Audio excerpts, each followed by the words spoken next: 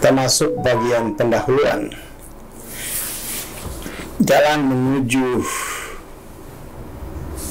kemasyhuran dan kemakmuran. Saya senang Anda membaca buku ini. Kenapa? Karena saya senang jika bisa menyenangkan dan melihat orang-orang menjadi makmur, ayem gitu ya, bertumbuh, berkembang, serta menjadi sukses dan berkelimpahan. Rahasia kesuksesan saya adalah milik Anda. Dan sebenarnya rahasia kesuksesan itu adalah ketika mengetahui diri Anda sendiri. Sebagian besar buku yang bertopik kesuksesan ditulis sebagai manual how to. Di dunia ini memang ada 3 tingkat eksistensi: tingkatan memiliki, having, tingkatan melakukan, doing, dan tingkatan menjadi atau being. Banyak orang bilang kepada kita untuk melakukan, bukan bagaimana untuk memiliki melalui menjadi. Jadi akhirnya dia fokusnya pada doing. Jadi untuk having, dia hanya fokus pada doing. Padahal ada yang lebih tinggi untuk having. Mari fokus kepada being. Seperti halnya nyamuk ya, untuk mendapatkan makanannya, rezekinya, dia menjadi nyamuk. Maka dia kemudian tuh hidupnya jadi mudah, karena perangkat hidup itu kan sudah ada di dalam diri masing-masing, asalkan kita tidak mengalami dualitas dengan diri kita sendiri. Begitu kita menjadi, ya, ini Hawking ngomongin level yang lebih tinggi, dan begitu kita menjadi, sukses yang sebetulnya, begitu kita menjadi sukses, ya, yang sebetulnya tidak berhubungan dengan kemasyhuran dan kemakmuran, karena kesuksesan itu adalah level kesadaran, maka memiliki adalah konsekuensi yang terjadi secara otomatis. Begitu dia berkesadaran sebagai nyamuk, maka dia mendapatkan makanannya secara alamiah melalui proses software yang sudah ada pada diri nyamuk itu sendiri. Semua orang di luar sana yang berjuang untuk sukses dengan panik berada pada level keinginan untuk memiliki. Mereka berpikir bahwa cara mendapatkan sesuatu adalah menginginkannya, kemudian berusaha mati-matian untuk mencapainya. Jadi satu-satunya alasan mereka melakukan adalah agar bisa memiliki.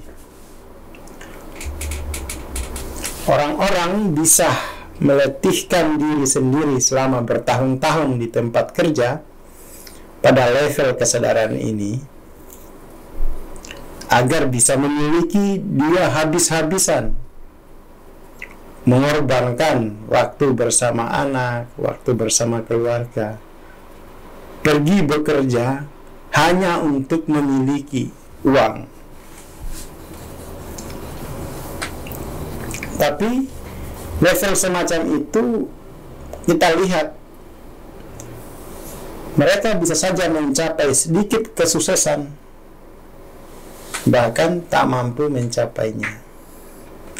Jadi orang-orang yang melakukan sesuatu agar bisa memiliki, itu sepertinya bukan secara konteks sosial hari ini, itu tidak, hanya sedikit mencapai kesuksesan, lebih banyak yang tidak mencapainya. Apa itu kesuksesan?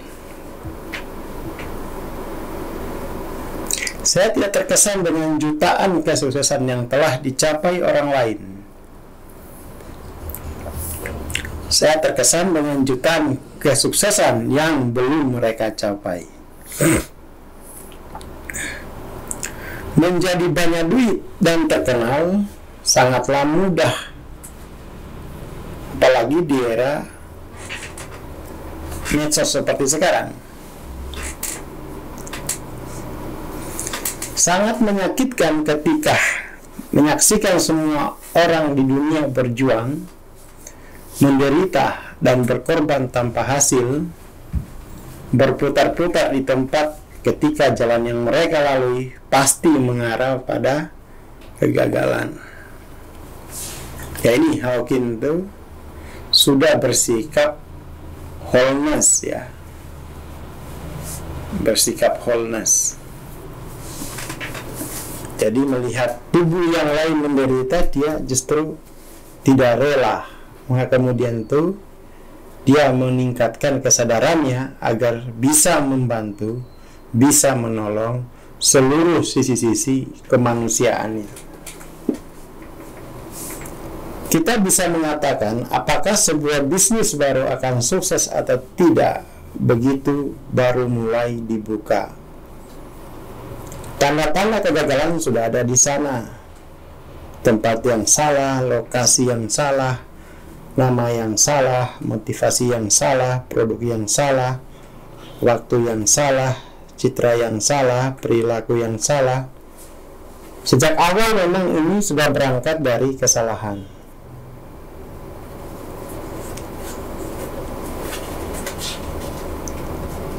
Jadi semua kesalahan-kesalahan yang bersifat teknis tadi, baik teknis yang bersifat mekanis maupun teknis yang bersifat layanan, itu berangkat dari satu, yaitu motif untuk mendapatkan, motif hanya untuk melayani kepentingan diri sendiri. Artinya dia tidak bersikap wholeness, mengeksploitasi publik demi keuntungan pribadi tanpa menyediakan layanan dibutuhkan untuk kehidupan. Jadi orang-orang yang fokus untuk kepentingan dirinya sendiri saja, tidak wholeness, berangkat dari kebersayaan yang terpisah-pisah, maka dalam berbisnis itu bukan untuk melayani kemanusiaan, tetapi mengeksploitasi masyarakat. Ini adalah sisi gelap dari jiwa yang belum wholeness, lalu dia berbisnis. Bukan bisnisnya yang salah, ya, bukan bisnisnya yang salah. Bisnis merupakan salah satu yang niscaya dalam kemanusiaan kita. Kita telah mengamati semua hal di atas pada restoran yang tak akan kita kunjungi lagi, toko yang kita hindari, karyawan-karyawan yang menjengkelkan, transaksi bisnis yang asal-asalan, dan tempat kita membeli sesuatu di sana karena tak ada pilihan lainnya. Kita bisa belajar banyak dari contoh-contoh orang lain. Kita hanya akan melakukan itu tidak hanya melihat fakta apa yang ada di sana, melainkan juga prinsip-prinsipnya.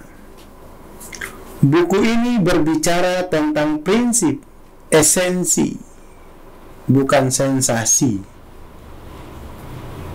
Buku ini berfokus pada hal yang tidak pernah berubah dalam kehidupan.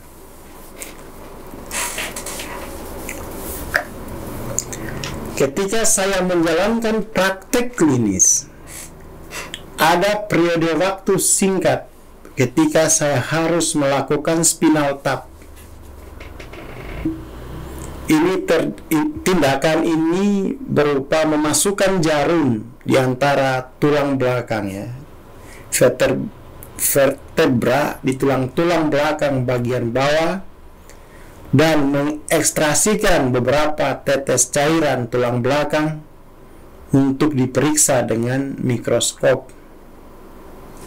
Saya memiliki pengalaman di rumah sakit pemerintah tempat saya harus melakukannya sebagai syarat untuk bisa bekerja. Setelah saya telah melakukannya berkali-kali selama bertahun-tahun. Jadi Hawkins ini seorang dokter, ya. Dalam praktek pribadi saya mulai menarik biaya $100 per spinal tap. Ketika seorang pasien mengeluh tentang tagihan sebanyak itu, padahal hanya butuh beberapa menit tindakan, saya menyatakan faktanya. Biaya $5 itu untuk masukkan jarum, $95 itu adalah pengetahuannya. Jadi memasukkan jarum itu hanya $5. Pengetahuan untuk tahu di mana persis jarum itu harus dimasukkan itu harganya $95. Dia tertawa dan dia berkata, "Ya dok, saya paham."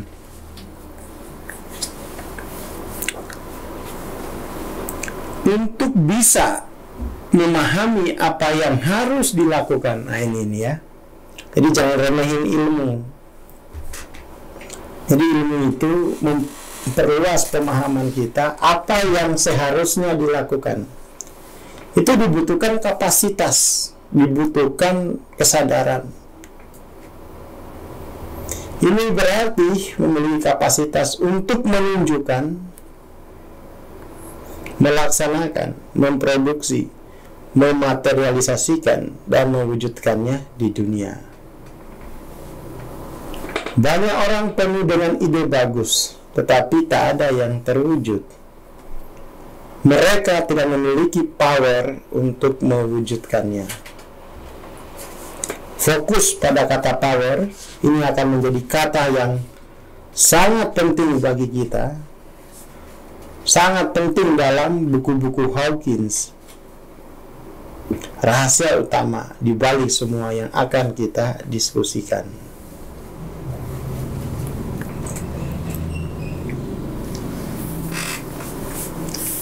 Perbedaan nyata antara memiliki, melakukan, dan menjadi adalah sumber powernya.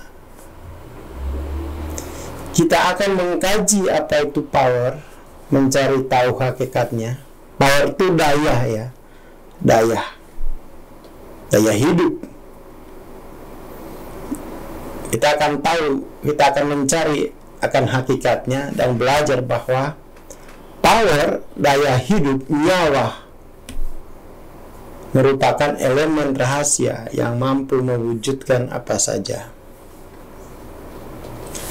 12 orang bisa saja memiliki gagasan yang sama, tetapi hanya satu yang mampu mewujudkannya. Misalnya seperti itu.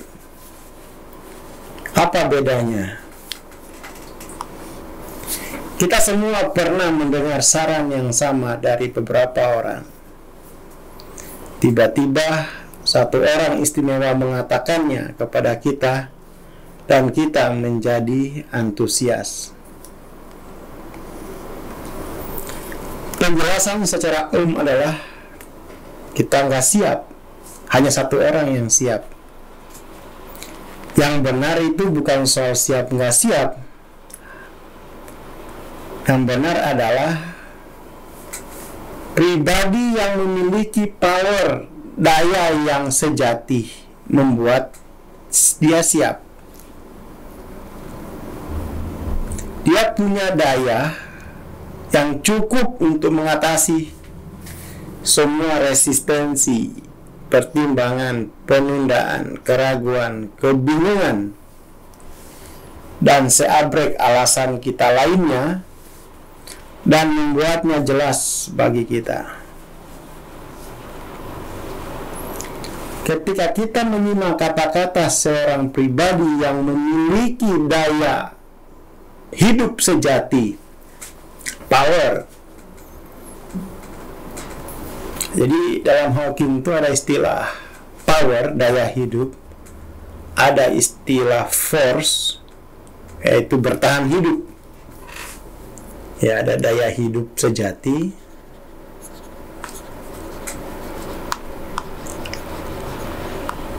atau power. Ada yang disebut force, berarti hanya bertahan hidup.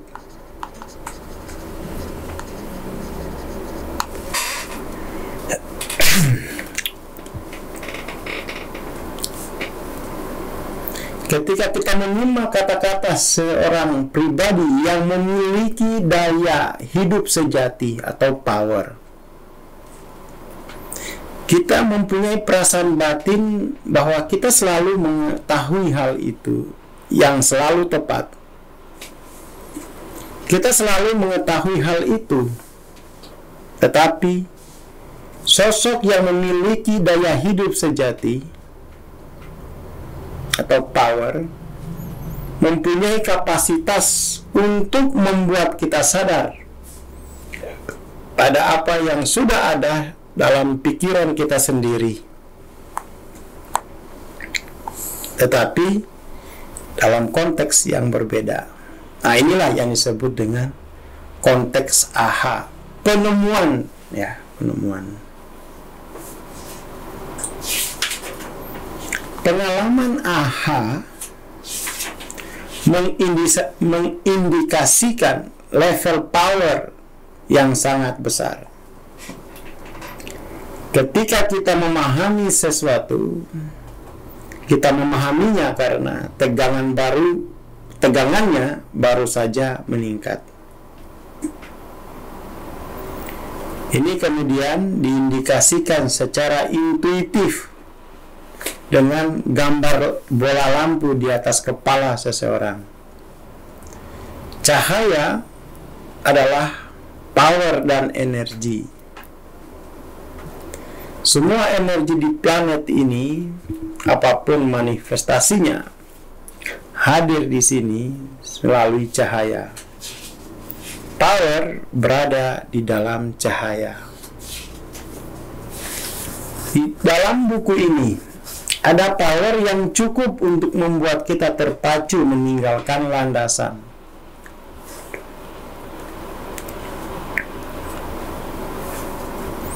Dalam faktanya, ada power yang cukup untuk kita terpacu dari puluhan landasan. Kemasyhuran dan kemakmuran sudah ada di dalam diri kita, dan yang harus kita lakukan hanyalah menemukannya. Dan untuk menemukannya, itu membutuhkan daya hidup yang lebih besar. Makanya kita perlu berguru, kita perlu ikut beda buku, perlu membaca, kita perlu daya hidup yang lebih besar yang ada pada guru kita, pada mentor kita, yang ada pada buku-buku, karya-karya yang mereka kerjakan. Sekarang bagaimana ini bisa terjadi? Karena untuk membaca kata-kata ini, kita harus menjadi sadar. Agar sadar, kita harus punya semangat hidup. Rahasia kesuksesan tertentu adalah bagian tak terpisahkan dari energi kehidupan itu sendiri, karena itu ia ada di dalam diri kita. Mari kita lihat contoh perbedaan antara memiliki, melakukan, dan menjadi. Ada seorang lelaki profesional yang sangat cerdas dan sukses yang tidak sanggup menari sampai berusia 50 tahun. Sebelum itu, ia secara mekanis akan menghindari latihan tari. Ia begitu canggung dan gugup ketika diajak menari. Ia mengambil pelajaran menari tanpa akhir, namun masih tak mampu menari. Juga tidak mengalami kesukacitaan dan kesantaian yang ia lihat di wajah para penari lainnya. Pada tahun 1960-an, musik disco dengan tarian gaya bebasnya yang spontan muncul dan menjadi populer. Tarian foxtrot lebih tidak mungkin lagi baginya. Suatu hari dia berada di perhelatan sosial dan musik rock dimainkan. Ia menghindari lantai tari karena takut diseret oleh seorang perempuan yang ingin menari bersamanya. Pada saat itu, seorang perempuan yang ia kenal mendekatinya dan berkata, "Ayo menari dengan saya." Lelaki itu menjawab, "Tidak, aku tidak bisa. Aku sudah mencoba dan tetap tidak bisa." Si perempuan tahu bahwa si lelaki baru saja mengikuti kelas menari disco di studio tari lokal dan hasilnya nol besar. Ia tertawa dan berkata, "Akan kutunjukkan caranya."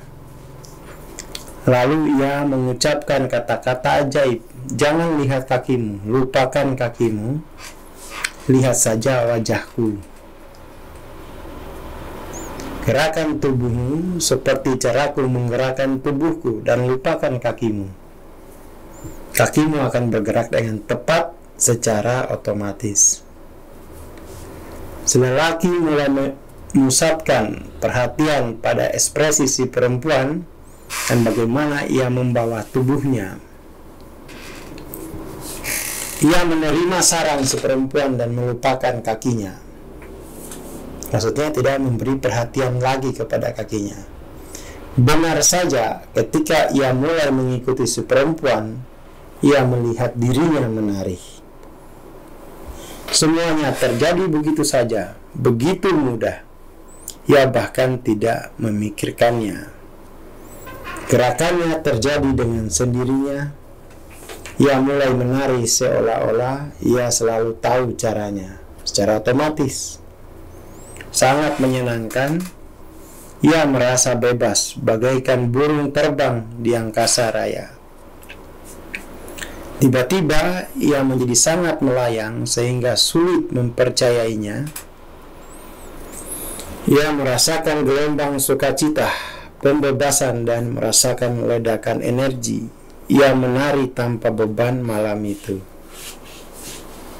Semua kepedihan batin yang dipendamnya selama bertahun-tahun karena begitu rindu untuk bisa menari, dan menari telah berakhir ya, dan ia telah menebus waktu yang hilang. Dia pergi ke diskotik setiap malam. Ini berlangsung selama beberapa tahun. Ia tak bisa berhenti menari. Yang mengherankan semua orang, ia hanya tidur selama 3 atau 4 jam di malam hari, namun tetap bekerja sebagaimana biasa pada siang hari. Bisa dibilang, ia mendapatkan suntikan energi yang luar biasa yang termanifestasi sebagai kesukacitaan.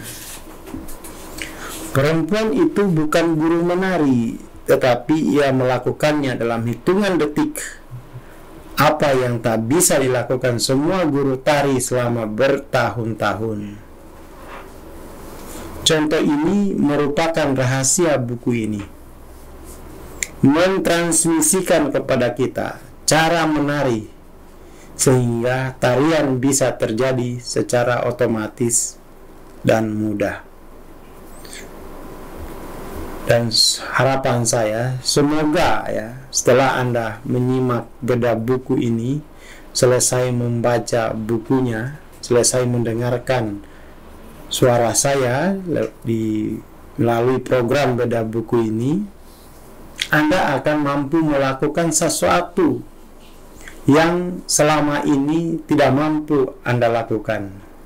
Itu juga terjadi pada saya ketika selesai melakukan selesai program bedah buku ini, waktu versi Zoom, bukan versi rekaman seperti ini.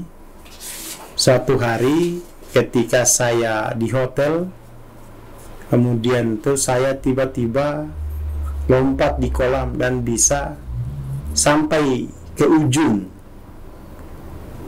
seberang kolam. Padahal sebelumnya saya nggak bisa berenang gitu, dan saya sudah bertahun-tahun berlatih renang dan tetap nggak bisa. Tetapi setelah selesai program bedah buku ini, saya bisa berenang. Memang nggak ahli, tetapi itu bisa melintasi kolam itu dari ujung ke ujung.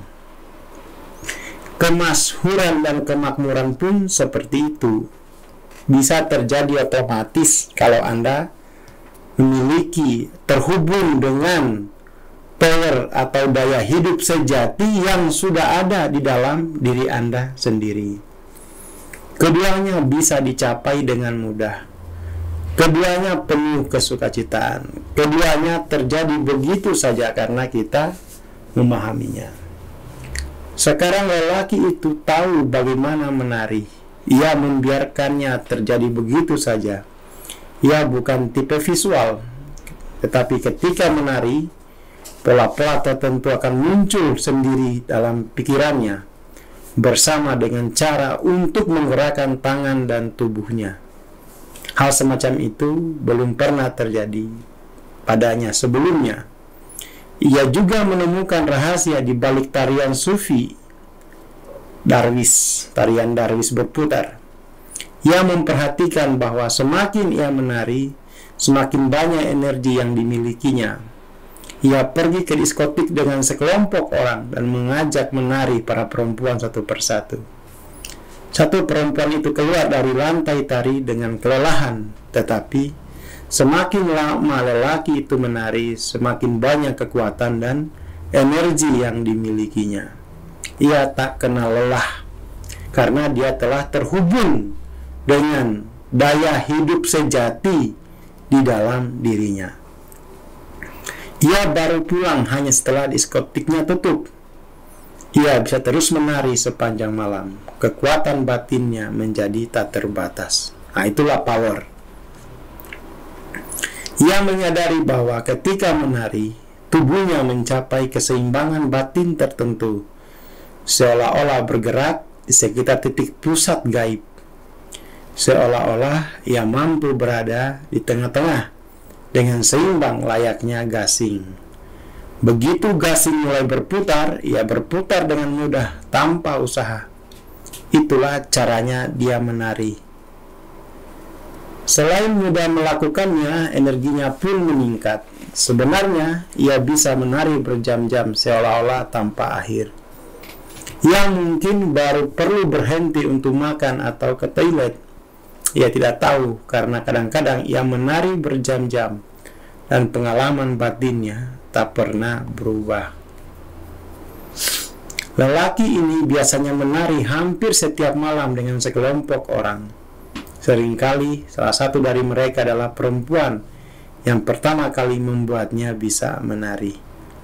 Mereka menjadi terkenal di diskotik besar di kotanya. Para pemilik diskotik selalu berharap mereka berdua mampir ke tempat mereka tanpa bayar sepeser pun, karena kehadiran mereka membangkitkan sumber daya hidup sejati pada orang-orang yang ada di sekitarnya. Kerumunan orang biasanya berdiri sekeliling mereka berdua seraya minum, berharap ketularan aura mereka berdua dan berani menari tanpa canggung lagi. Tanpa banyak Tak banyak pasangan tari yang begitu gembira untuk serta-merta menari di lantai tari. Banyak yang enggan. Nah, pemilik diskot tinggal mengangguk kepada laki-laki dan perempuan itu, lalu mereka langsung meluncur ke lantai tari dengan riang gembira. Kesukacitaan mereka berdua yang luar biasa tampaknya mempengaruhi semua orang di sekitar. Tiba-tiba, seolah-olah lampu-lampu di atas panggung menyala terang, perhatian penonton akan tersedot ke mereka berdua karena sejujurnya pasangan itu memang top